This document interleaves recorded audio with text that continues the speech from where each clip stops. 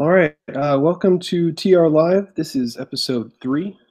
I'm your host, Brent, and tonight I've got with me John. How are you, John? Good. Jeff Groom is here also. Hi, happy to be here again. And also Mr. William S. Lind. Cheers. Once again, this is our casual weekly roundup show where we're going to discuss the week's news and just generally see where it takes us. We use the news as conversation starters. So, I mean, if you guys have, unless you guys have anything that you want to take care of right away, we can dive right into it. Sounds good to me. All right, so just generally, ongoing are the Yellow Vest protests in France. One interesting, amusing bit that I saw was that Trump was kind of idiotically attributing it to the Paris Climate Agreement and discontent over big government and taxes. And I just thought that was kind of a really lame, weak, typical American conservative take on the issue. Bill, what do you think about it? Okay. There have been some very interesting reports in the newspapers about what's going on in Paris specifically. Of course, the Yellow Vest protest is nationwide. But in Paris, the Yellow Vests are being displaced by a group called the Casseurs, which translates roughly as the Smashers. These are the black pajama guys, the anarchists. We saw some of this in Washington at Trump's inauguration, seeing sort of people smashing shop windows and looting.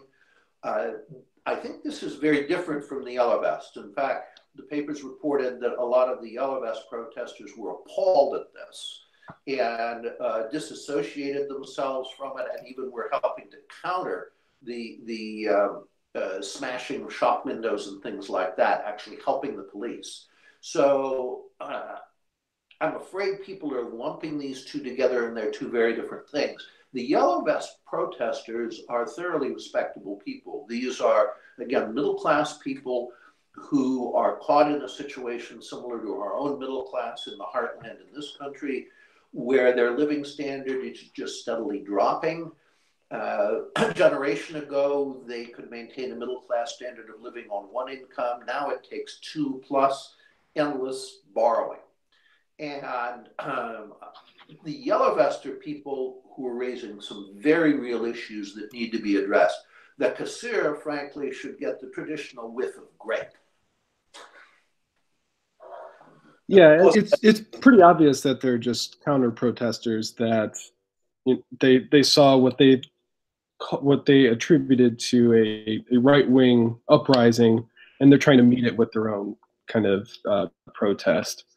I saw one group of them coming in holding a sign, basically like with support for the EU. These people are calling themselves anarchists, but they're also supportive of a European empire of sorts, which is kind of interesting. Those are actually two different groups, I believe. There have been counter demonstrations by people who are pro-EU, but the Casseurs are not directly political. Again, some are anarchists. Yeah, that's who these people were. They're black bloc anarchists. People who are taking advantage of the situation to go out and do what they want to do, which is smash property and steal. Right. John or Jeff, did you have something that you wanted to say? I thought it was interesting, just the absolute lack of presence or public statements by Macron. I mean, this is his country. Is he going to talk to his people? Is he going to make any statements about what's going on? Like, I understand your pain. This is what we're trying to do. Anything like that. I haven't heard anything about him in the press about response to these protests. So I don't know if he thinks he's above it all, or he's shocked. I'm not really sure, but that surprised me. I saw both of those, actually, Jeff. Yes, he does think he's above it all, but I think he's also paralyzed. He doesn't know what to do. Right. French culture, which has many wonderful aspects, particularly its cuisine, also is a culture of envy. The French don't like anyone who rises too high. And Macron, of course, has risen very high at a very young age. Right. And that's part of what's going on here. Now, again, the basic Yellow Vest protests are legitimate, but there is also this typically French element, as it's very typically French to take to the streets. Right. This is something we've seen in France over and over and over again, often without a great deal of reason behind it. It's just being French. Got it. We can't forget, too, that oil prices are just Russian propaganda as well. Right. Yeah, I think it's in France, gas is the equivalent of like $7.50 US Wow. per gallon. Normal throughout Europe, and it's almost all tax. It's not that their gas per se is more expensive than our own. It's tax. Yeah. Well, one like protester sign that I was happy to see reads in French, long live France, stop the great replacement, the guillotine for the traitors. That is very Wow. Yes. And I saw that too. Frenchman defines the traitors differently. Yeah. Yeah, I also did see a picture where they dusted off a big old guillotine and brought it out onto the street. So maybe that's why Macron isn't really making himself too public right now. That could very well be part of the reason. There have been similar events in Paris in the past, with let me say, much less justification. King Louis XVI may not have been the brightest candle in the chandelier, but he was on the whole a good king. And Queen Marie Antoinette, far from sneering at the starving poor, if she'd been approached by a beggar who said, "I'm starving," she probably would have given him all her jewels. Interesting.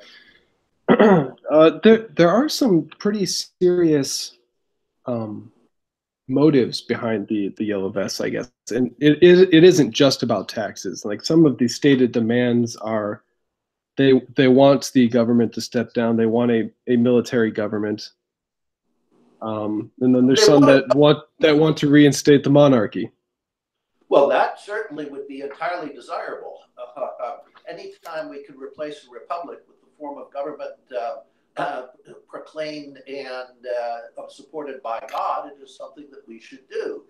But the Yellow Vests, again, are raising, yes, it's a lot more than the issue of a gas tax. Right. They're raising this whole issue of the decline of the middle class, particularly in the heartland. France, too, has a heartland, and it's not in Paris. In this country, in Germany, in Italy, in France, everywhere the heartland is suffering as one city or a couple cities essentially sucks the life out of the rest of the country. Of course, Paris has been doing that to France for quite some time. And mostly just for political expedience. They're doing that here. I mean, just look at the Lordstown plant that they closed with GM. They had every way of retooling and repurposing that plant, but for political reasons, they chose to shut it because, well, that makes Trump look bad. It's less jobs, possibly going overseas.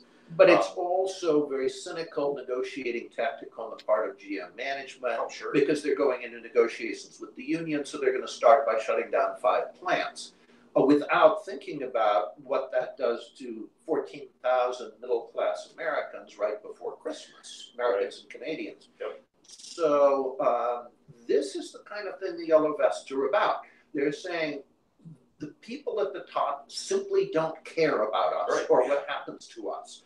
And we're angry about it. Yep. If the ship goes down, they have their own ships. Exactly. Yeah. Yes. If the Titanic goes down, they're the ones in the lifeboats.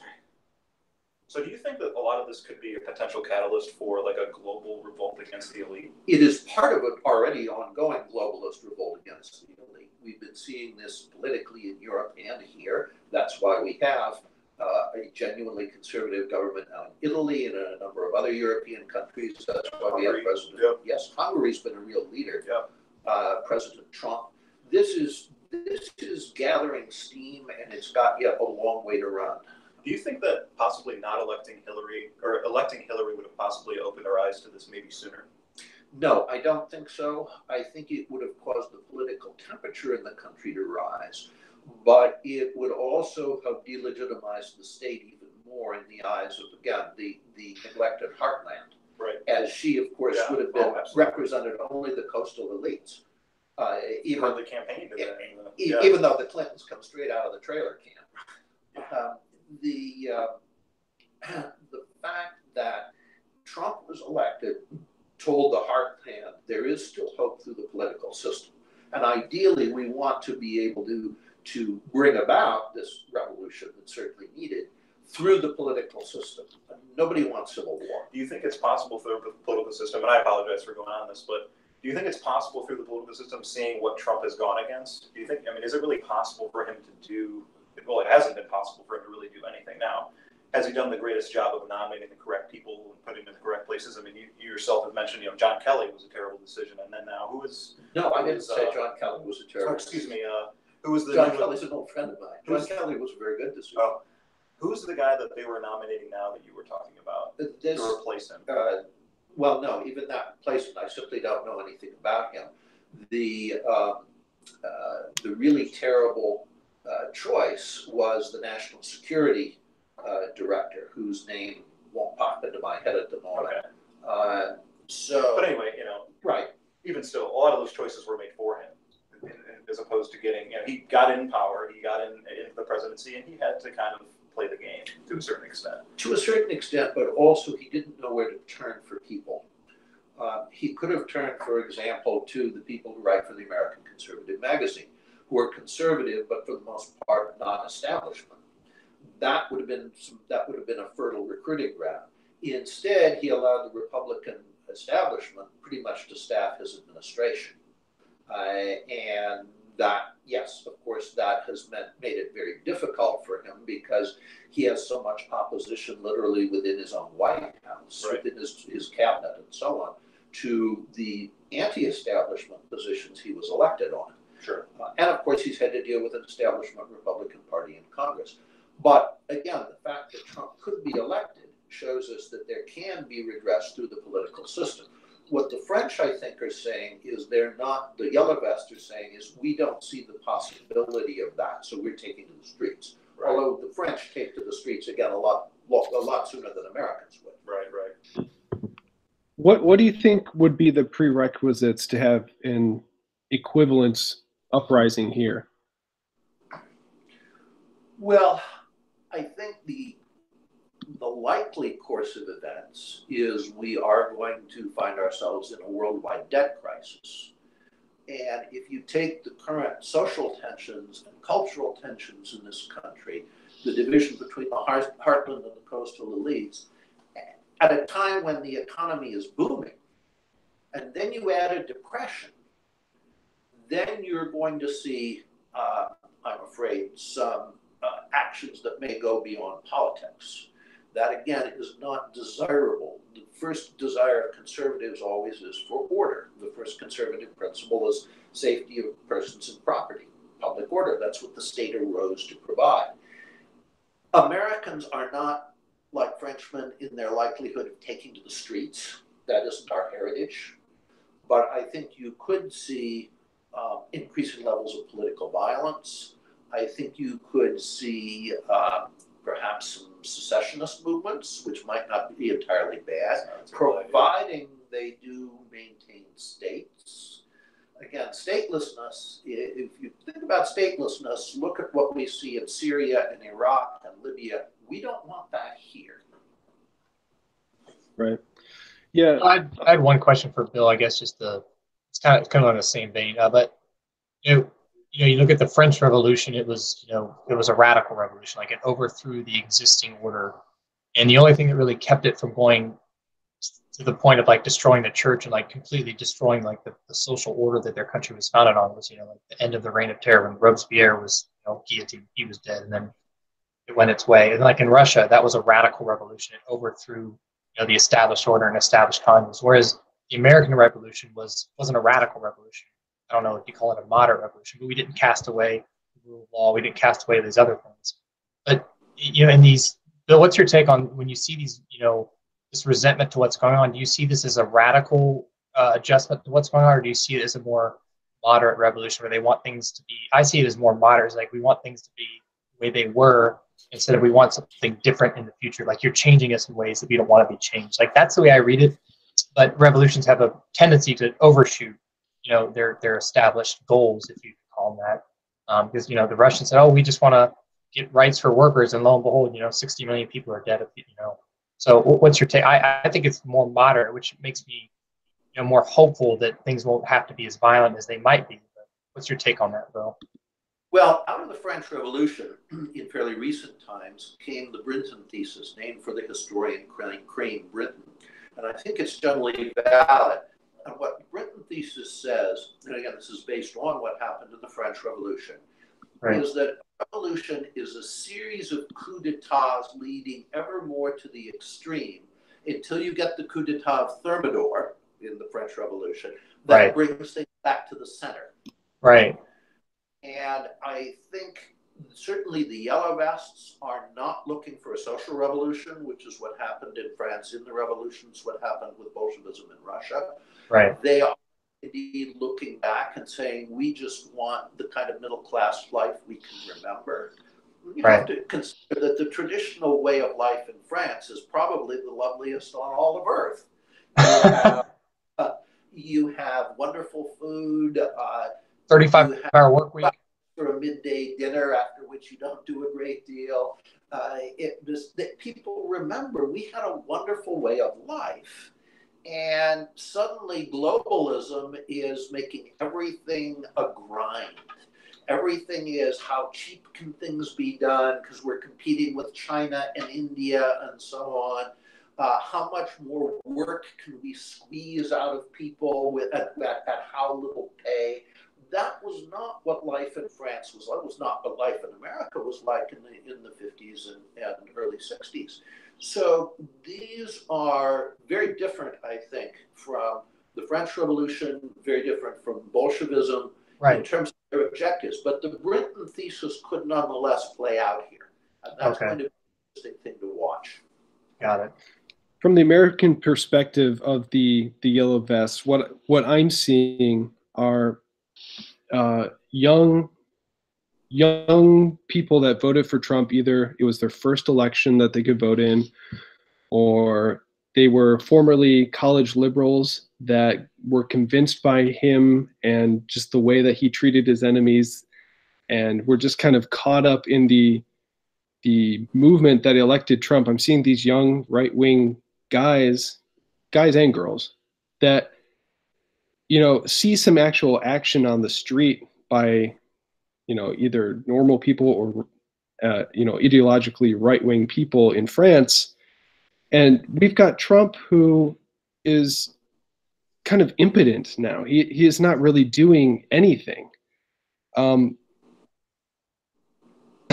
We don't really have a tendency to take to the street right away on the right in America like in France they do. I think what we're going to have are a lot of people that tune out and don't show up to the polls for 2020. That's a real possibility. And as I've said before, President Trump is a transitional figure.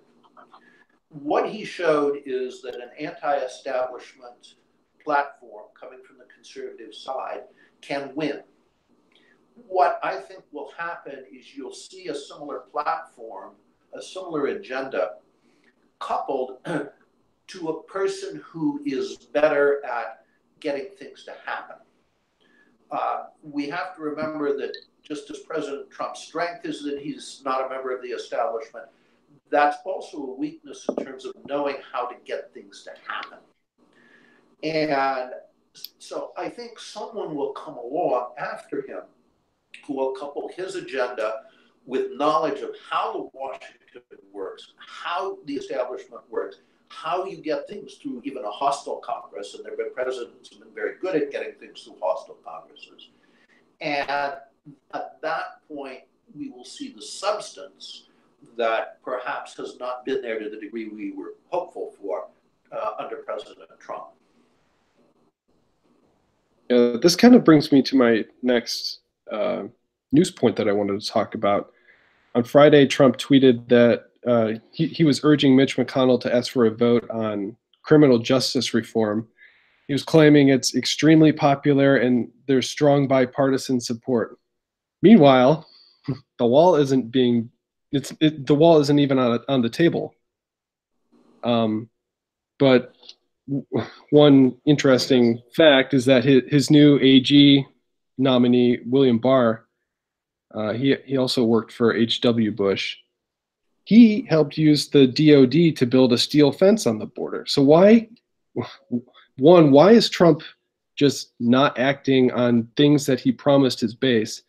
And two, what is so hard about using the Department of Defense for a very cut and dry defense measure that we need? There is a law called Posse Comitatus. That applies to citizens. Well, it applies within the borders of the United States. So technically, if they're defending the border, if they're preventing people from illegally crossing the border, that should not contravene Posse Comitatus. But there are obviously political sensitivities in this regard. And to be honest, our military doesn't like much being used for anything. What our military likes to do is acquire and spend money. Well, they don't seem to have any problem with being deployed overseas. But you know, defending our national borders does seem to be a problem. Well, that's the whole reason for a military. Right. Yeah. I mean, but not according. You got to understand. Like, I agree with you, but Trump is one man. He is the president of the United States, and without the Congress, how many times has he asked for funding for the wall? Like, since he's been in office, but the Republican Party, for whatever reason, is balking because they had, you know, Paul Ryan, who was horrible, and then the Democrats obviously don't want it because they're getting votes. But in a lot of ways, like the establishment Republicans, I feel in a lot of ways that they're on the side of the big business, you know, wing of their party, like the Koch brothers, that just want cheap labor in the country. So Trump can't just unilaterally, you know, wave his hand and the wall gets built. Like, it would be great if he could somehow nestle it. Commander in chief. Yeah, well, he ordered that deployment to the border, which, yeah, that's within his, you know, powers as the commander in chief of the military to order a deployment to the border in our nation's defense, like defend our borders. Like, he did that. Can he actually get funding to build a wall? Like, I am upset about that, but at the same time, it's like he's only one man, and if the Congress doesn't vote for it, I don't know how you can get funding. He should have put his foot down on military spending and said, "Hey, of the $717 billion, we just get $5 billion of that 717 that you passed just for the wall, or not." But I don't know. That's just my take on it. Remember that, as I've said before, the president gets buffaloed by the generals. Right. One of the advantages of his not having spent a lot of time in Washington is he doesn't realize that the vast majority of our generals and admirals, including, unfortunately, the general he's just chosen to be the new JCS chairman, are really just bureaucrats in uniform. What they're about is money. And his new choice, General Mark Milley, who is the current chief of staff of the Army, is one of the weaker candidates for that position. He has certainly not covered himself in glory as chief of staff of the Army. In fact, he said internally to some other people in the Army staff not long ago, "I'm not another Creighton Abrams. I have a vision." Well, that's probably not the kind of person we need for JCS chairman, but the president is overawed by the stars and the uniforms and the decorations and all of that kind of thing, because he doesn't realize what these people really are.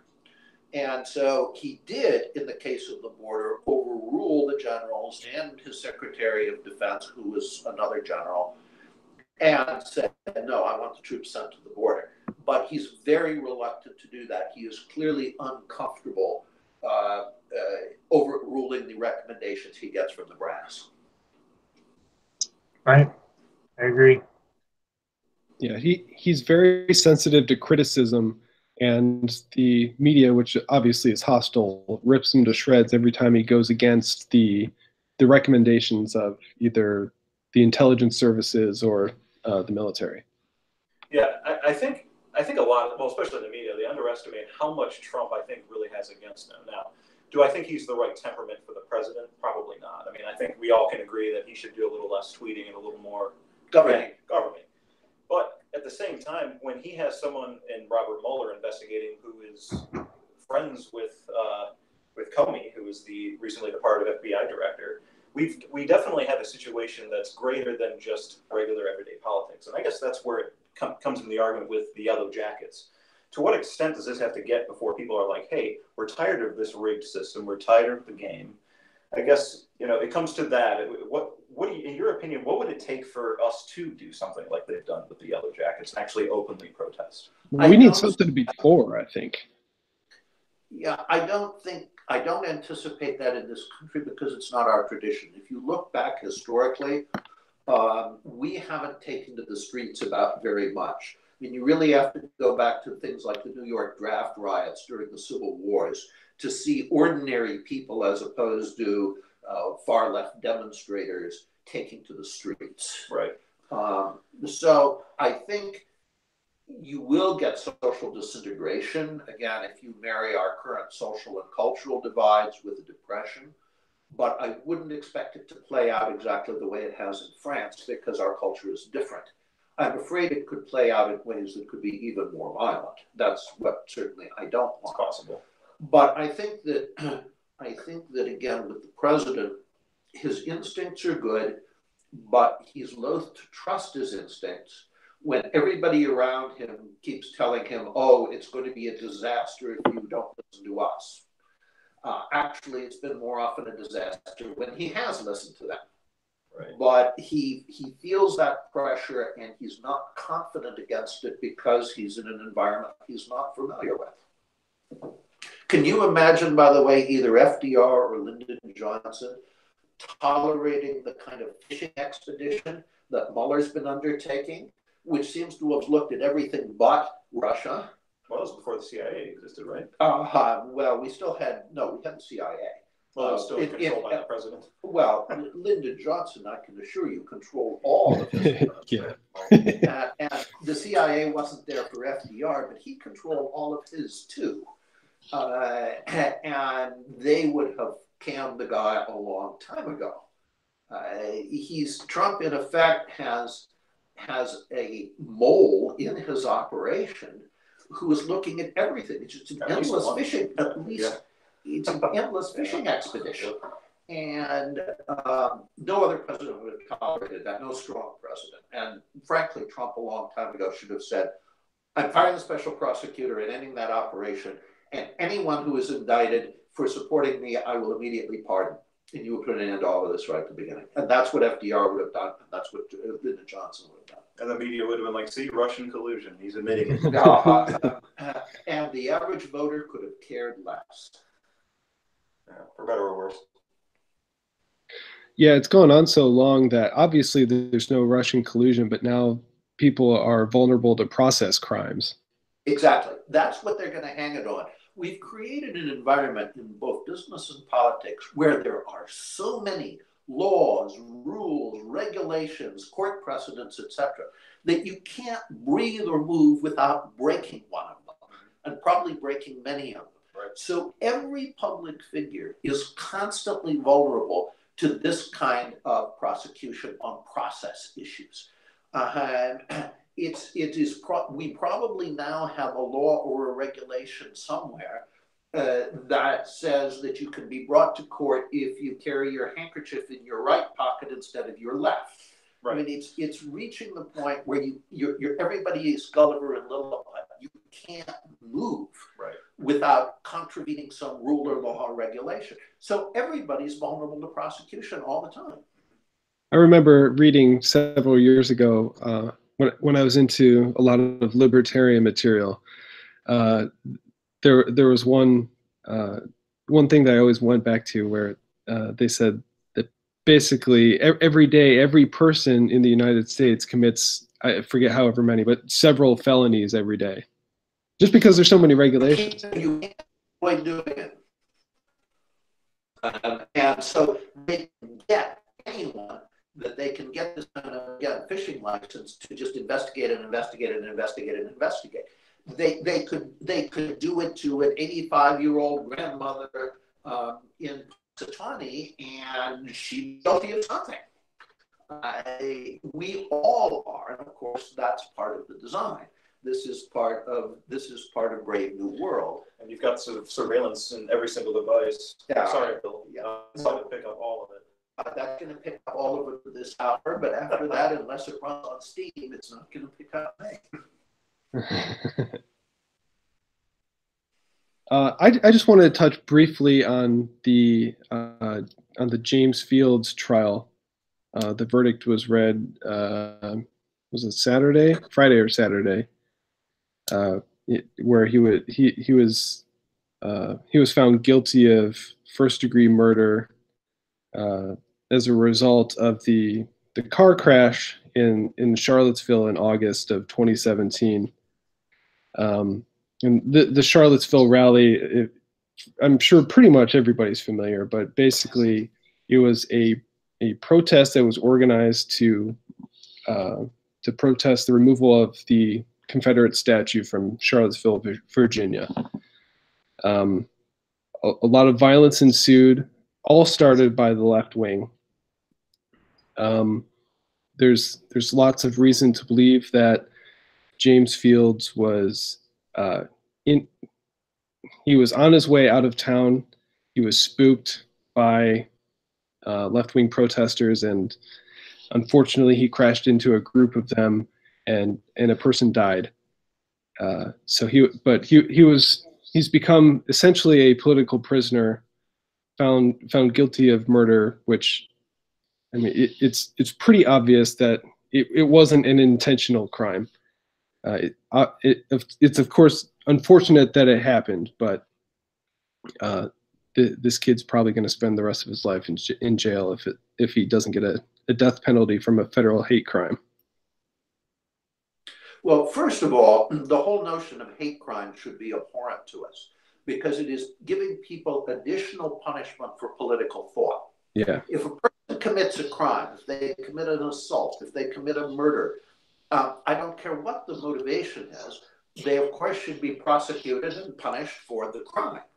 But to add extra penalties because of what they were, of political thoughts they were entertaining at the time, and by the way, only right-wing thoughts constitute hate.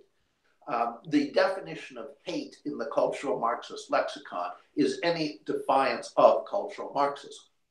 So we're all guilty of hate in their vocabulary. But we should, if Americans took to the streets, a very good cause for taking to the streets with torches and pitchforks would be the fact that we have Americans serving time in jail for political thought under the hate crimes business. It's completely illegal under our Constitution.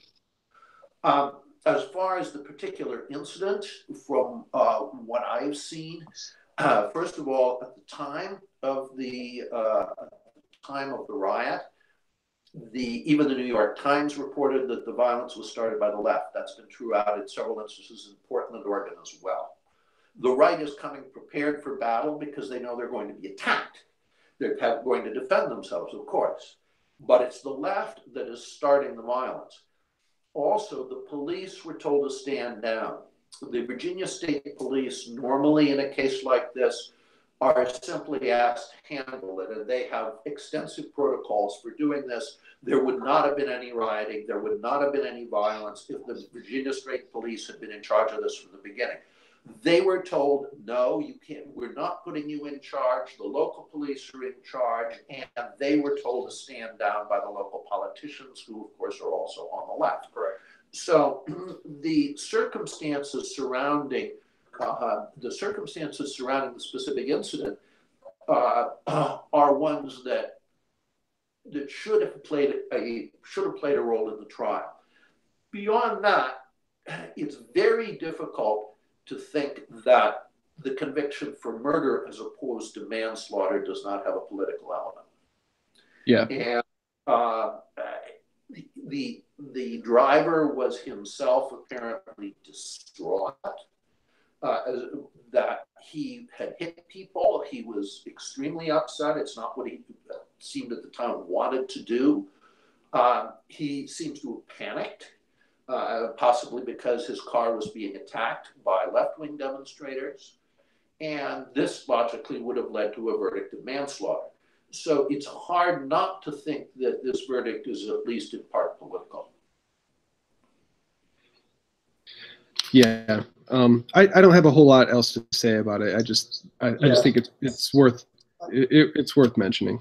Yeah, I would like to just one trail end thing on that. I know we've kind of asked Trump a little bit. I think after that, that was one of Trump's best moments, because Trump is a master at framing arguments. And at the press conference, they were saying, will you condemn these white nationalists that were at this, protest? And he's like, well, no, I'm not going to condemn them all, because there was some decent people there that just wanted to see the statue not taken down. So Trump knows what the media is doing, the way that they're narrowing the Overton window to just, a camel's eye, where anything outside of saying that, multiculturalism good is going to be considered white nationalism. And Trump knows that. And so he didn't give them that window. And he held fast on saying, well, you can still be a conservative and be inside the window and not be a white supremacist, is what they were trying to get him to say. And by not, playing their game, the amount of heat that he got after that was insane in the media. Trump, condones white nationalists. He wasn't doing that. He was not allowing them to close the Overton window on, which is brilliant, in my opinion. Yeah, I was happy with that.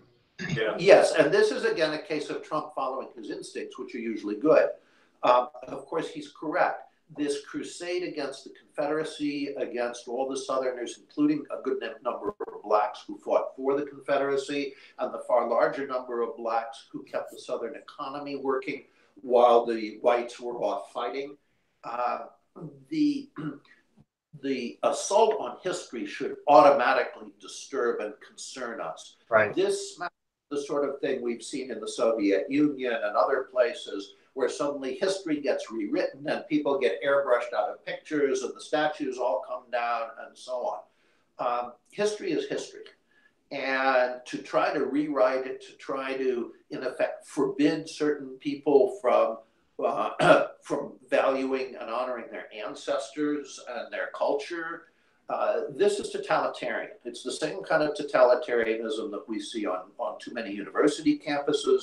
And it tells us very clearly what the left would do if it really took power in this country. We would all be on our way to the gulag for what we've just said in the past 45 minutes. Right. God bless America that you saw the First Amendment. What they're trying to create is a soft police state where you're afraid to even say anything, because that means your job, that means et cetera, et cetera. Like in Germany and France, I just saw an article on American Conservative about, who's the real authoritarian countries by, I think, Paul Gottfried. I like the stuff he writes, but that Libertarian Institute did a study on the countries, and America still ranked I think it was the #1 country of freedom of expression. But, multicultural, places like Germany and France, if you tweet that Islam is not compatible with Western society, you get fined. Literally, you get fined. You don't have freedom of speech in those countries. It's so foreign to us in America, but some of these Western European countries, you do not have freedom of speech. It's crazy. Yeah. In Germany, they have Facebook already set up offices where basically they're policing Facebook, and anything that's deemed a thought crime is you get a tax in the mail or a ticket. You basically just get a ticket in the mail. It looks like you said something the government didn't like. Here's your ticket. Right. It's crazy. The craziest part about it is and I think you could probably speak a little better on this as far as from the cultural Marxism point of view, but the crazy part about this, and I guess the scariest part, is that people have gotten to the point where they police their own thoughts. Correct. It's not even that it's something goes off in their head that says, I shouldn't think that. Even when you're in the middle of nowhere and you're with a friend, somebody wants to make a politically incorrect joke, you look around before you say it, even though there's no way around.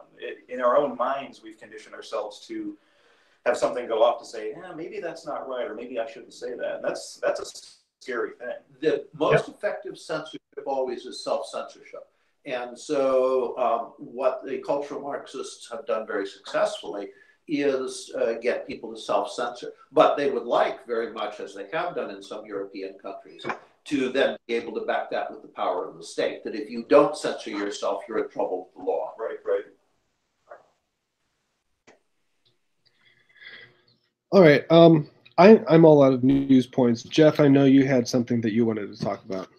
Yeah, so just this past week, there was another marine mishap in Japan out of Iwakuni, a C-130 and a F-18 were doing refueling about 02 local time, I believe, and they don't know all the circumstances of it yet, but there was a mid-air collision essentially between the two aircraft. Both aircraft are lost.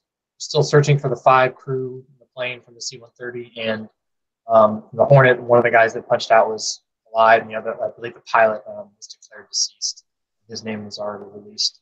But the column that I did for TAC, American Conservative, just November, December issue, they put them up online after so long. So my column that I got in went online just on the 7th, I believe, on Friday.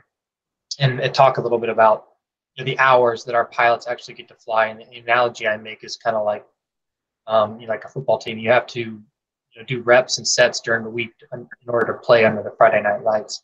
And the amount of, and I say the military is like an organism. We need time, we need blood, we need resources, we need to function.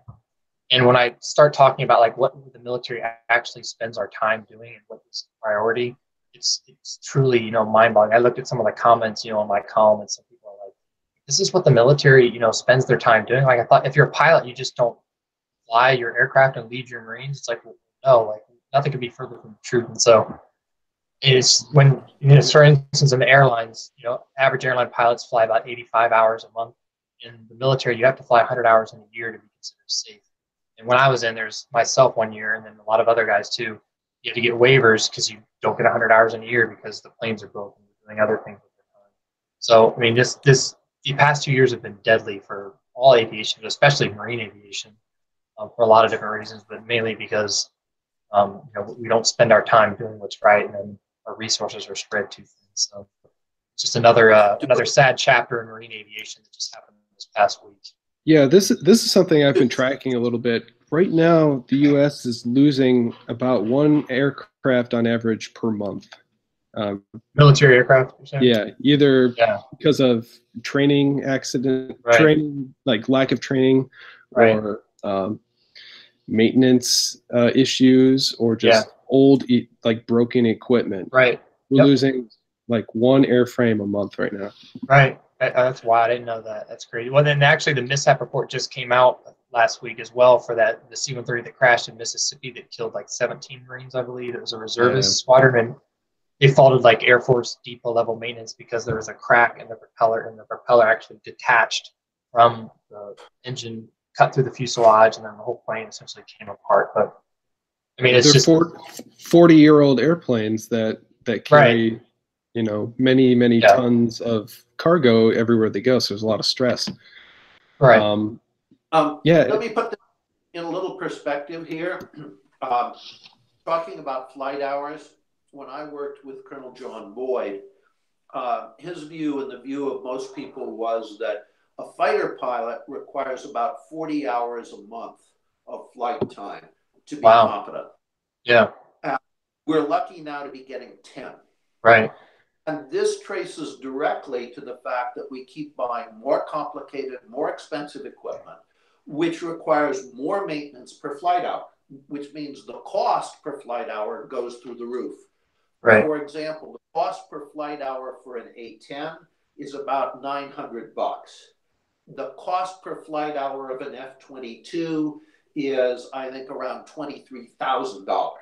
So you get fewer and fewer aircraft that can give the pilots less and less flight time at an ever higher cost. It's Chuck Spinney, who was the military reformer who worked in the Pentagon for so many years, that it calls it a death spiral, where as the equipment gets more expensive and more complicated, you get less of it, you can use it less, you can train less with it. So the human skills, which are always much more important in combat than equipment characteristics, deteriorate. And we get the kind of accidents we're seeing. So this traces, in my next column, in fact, for the American Conservative, is on the military disadvantages of complexity in equipment. It's not just that it's more expensive to the taxpayer. There are very strong military disadvantages of complexity in military equipment, and there always have been in war. The Germans tended to go this route in World War II. At one point, Hitler said in disgust, "The Panther is a crawling HE-177 bomber, and the HE-177 is a Flying Panther, because both of them broke down so much that they were hardly even usable. Yeah, a fun fact, the F-22 requires a maintenance action roughly every 20 minutes of flight time. Jeez. And by the way, Jeff, that story about the 130 that went down with those 17 Marines on board, Boyd and other pilots, again, back in the 70s and 80s when I was doing this kind of stuff, always said that an aircraft is in its worst condition when it comes out of major depot rework. Yeah.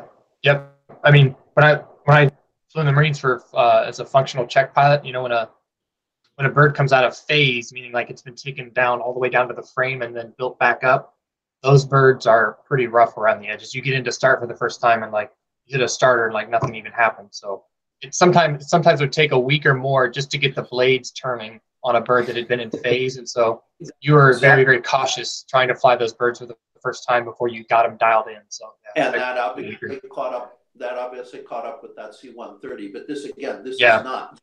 This is a long-standing problem that doesn't get addressed because the military always wants to put the money into buying new stuff and not maintaining what it's already got. Artificial intelligence being that buzzword now. Well, the military wants artificial intelligence because it's short at the higher levels on the natural kind. Regarding training, I don't know what it's like in active service, but in the Guard, pilots are only required to fly 4 sorties a month. Yeah. So, they get in the air once a week. The Guard pilots and reserve pilots, however, are very often much better than the regulars because they are pilots in their civilian work as well. And sure, it's a different aircraft and you're flying a passenger jet. Hopefully you're not dogfighting with an airliner belonging to another company along the way. Might make it more fun, though. More fun. It's like the New Yorker cartoon that showed the cocktail party, and the woman asked the fellow, "What do you do?" And he said, "I'm an airline pilot." And she said, "That must be exciting." And he said, "Not if I do it right, it's not." But they're still flying. Right. And so they're very often, even though they get very little military flight time, even less than the regulars, which isn't enough, they're often terrific pilots. And they also fly the same aircraft for decades with the same crew maintaining that aircraft. Right. Just like any skill, if you're not developing or maintaining those motor patterns, even if it's not, like you mentioned, military aircraft, you're still going through that process. Yeah. The Guard Reserve perform at as high or higher level. I'm talking aviation here, not ground forces. In aviation, they perform as well or better than the regulars at a tiny fraction of the cost. I did not know that. Interesting. Good to know. Bill, you had something that you wanted to talk about too. I just finish up with this. When we look at, again, what we don't want, 4th generation war coming to this country, we tend to think, first of all, in terms probably of a political and or racial conflict. More and more, what I'm picking up is that the really potent front may in the future be gender. Because the war on men is going so extreme that the male resentment is just building and building and building, particularly among young people. I mean, at my age, let's face it, it doesn't make much difference. But for young people, teens, 20s, even 30s, the guy finds himself so often on the defensive, so often afraid. Again, we talked about self-censorship, that if he uses the wrong word or makes the wrong gesture or something, or just does nothing at all, he can be accused of sexual harassment in his job and maybe his career is on the line. We see these fantasies everywhere. I mean, you can't even, I don't watch the television for much besides the local news and weather, but you can't miss these fantasy ads for movies and so forth, and it's all these petite, lovely women who are now beating up big, not only big guys, but monsters from outer space and all of the rest of it. And this fantasy world is being promoted by cultural Marxism, which has now subsumed feminism, as part of the world it wants to create, where the man is always wrong and the man always has to be afraid of the woman. This is so contrary to nature that it is going to lead to a blow-up. And I think it may already be doing so in some of these mass shootings that we've been seeing. This is, and the irony, the supreme irony, is that all feminism depends on male chivalry. Because as soon as you take male chivalry out of the equation, when the woman defies the man, he clocks her, and it's over.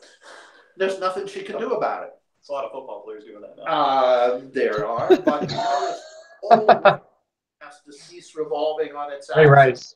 Because I was hoping the Cleveland Browns would pick up this guy. Apparently, he's a pretty good football player. The fact of the matter is that we're seeing this fantasy of women being superior to men in everything, being promoted and forced on men from every different direction. And it's leading to some very serious resentment on the part of young men. And I think this could become a major fault line in 4GW in this country. Interesting. Related, I saw an article on Bloomberg this week. It was entitled "Wall Street Rule for the Me Too Era: Avoid Women at All Costs." Yes, precisely. You have to. You have to, or your career's on the line. Yeah. Exactly. Yeah, and then my de facto satirical hero, who I dedicated my book to, was none other than Senator Kirsten Gillibrand from New York, she's patient zero of Me Too, which hit the military years ago. Actually, and a fun fact that's actually in my book, that in 2012 there was 26,000 cases of alleged sexual assault, and 230, I think, were actually convicted in the UCMJ. So there's that much delta between being accused of a crime and actually being convicted of a crime, which actually means something, on your record and legally. But they've mixed the two now, where like just to even be accused of a crime, it's a whole. I mean, we saw what happened with Kavanaugh, but that's been happening in the military for years. If you're in the military and you get accused of sexual assault, automatically, like, you're from that unit, your career is put on hold. They open the investigation. It's an entire mess. It all came about because we decided that after thousands of years of military culture, we should just turn our back on maybe having heterosexual men in the fighting forces. Like, we turned our back on that because we turned our back on tradition for whatever reason, because it's progressive, and now look what's happening, and people are wondering why. It's like, well, so I agree, but it'll be interesting if that's what fault line. Gee, maybe we did the things we did for thousands of years because they worked. Exactly.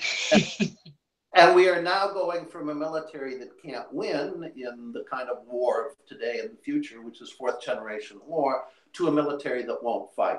A military full of women is simply going to come apart at the touch. Right. Yeah. Wow. Before we close out, Bill, we've got one email that's for you. It should be a quick one. It says, "Hey guys, I was just wondering if Bill Lynn can give us his impressions on the works of Paul Gottfried, especially his trilogy on cultural Marxism. Thank you, Nate." I know Paul Gottfried well. I respect his work, and as he wrote in the American Conservative, yes, Virginia, there is a cultural Marxism. So I think he is. I think he's a very good source on this. I was attacked recently in an op-ed in the New York Times, along with my novel Victoria, under the name Thomas Hobbes, because it's an update of Leviathan. And because by a cultural Marxist who said there is no such thing as cultural Marxism. Well, the easiest way to know you're dealing with a cultural Marxist is if they deny the existence of cultural Marxism. The history is very plain, and my answer to people who doubt it is simply read the history. There's lots on it. I can give you the titles and authors and read it for yourself, and no fair-minded person can read it and not see in it the creation of what we know as political correctness by translating Marxism from economic into cultural terms. Well, Bill, to be fair, when I asked you about this, you said no fair-minded person could even read it, period, because it's impenetrable. Well, much of it is German academic writing, and that is somewhat more impenetrable than the Bocage in Normandy. There is a fairly accessible, by German scholarly standards, recent book that I would recommend people start with. And it's simply titled Adorno. It's a biography of Theodor Adorno, who's probably the most creative member of the Frankfurt School, the group that created this stuff. And it's by Lawrence Jaeger. It's available in English, but the German spelling of the author's name, J-A-G-E-R. And again, you can't read it and not see the birth of what we know as political correctness. So that is, by German standards, a relatively light book, which is to say, keep it by your bedside for those nights when you can't sleep. And Bill, one more time, what is Thomas Hobbes' book entitled? Thomas Hobbes' book is Leviathan. Of course, Thomas Hobbes wrote it in the 17th century. And what's the name of his updated volume? The updated volume is Victoria, a novel of fourth generation war. It is set in the future in fourth generation war in this country, which is, the book is a warning. That's not what we want to have happen here, but it is the road I fear that we are now on. But it also ends on a hopeful note, because at least part of the old United States, through retroculture, through an explicit return to the way we used to live, manages to bring about a recovery, because the old ways worked. And if you're interested, you can read the first 2/3 or so on traditionalright.com and then purchase the rest of the book through our Amazon portals. And then, Jeff, you've got a book too. Yeah, that's right. It's American Cobra Pilot, Marine Remembers a Dog and Pony Show. So plugged it 2 times here on the site, so what other aspect can I give to you? So one of the chapters in the book, if you're interested, it's the history of tank development and anti-tank warfare. And at the end of the chapter, I basically make the point that man is still supreme in a mechanistic war. So despite all this technology, despite AI and drones and all these things, as we're seeing in Afghanistan now, just a man with his rifle is ultimately the highest form of warfare. That if we can't figure out how to beat them, then we're going to lose, which is what we're doing. So that's an interesting chapter out of many of cultural Marxism in the military and a Korean military exercise that, like the kind that Trump canceled. There's pictures too. And so far in Afghanistan, the F-22's vaunted, the Air Force's vaunted F-22 fighter hasn't shot down a single Taliban flying carpet. What a waste. Jeez. Well, the F-35 did its combat debut, though, so it's all good. And then crashed. The F-35 will get a similar score. Yeah. Cool. Well, that wraps up our weekly discussion on the news. If you have any questions or comments for us, feel free to either join us in the live chat next time or send us an email through our site, and we'll address it on the show. So thanks for listening, and we'll see you next week. Thanks.